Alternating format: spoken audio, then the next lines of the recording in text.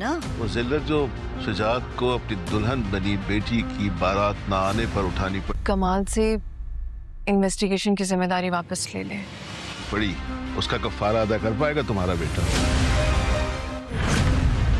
अगर वो पैसे लेकर भागा था तो अब सब कुछ चुका भी तो रहा है। अगर मैंने ये अपॉर्चुनिटी गवा दी ना तो मैं बहुत पछताऊंगी। अगर कभी आपकी रियल मामा वापस आ गई तो ख्याल में तो इस केस को अब बंद कर देना चाहिए। आप और मैं पछताने वालों में से तो बिल्कुल भी नहीं हूँ। मेरे आपसे एक बात पूछूं? यस। आप मुझे छोड़ के चले जाओगे?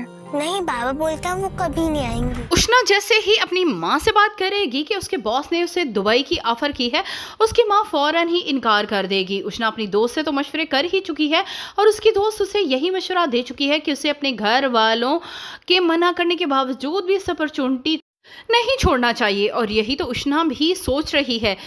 जिस तरह से वो समीन को एक ऊंचे बड़े घर में देख रही है, अब तो उसकी भी ख्वाहिश है कि समीन की तरह वो भी दौलतमंद बने। दूसरी तरफ समीन को कमाल पर शक हो जाएगा, इसीलिए वो इदरान से कहेगी कि आप इन्वेस्टिगेशन कमाल के हाथ में ना रहने दें, बल्कि उससे ये सारा काम वापस ले लें, क्योंकि समीन को शक है कि कहीं ना कहीं इन्वॉल्व ये बंदा ज़रूरी है।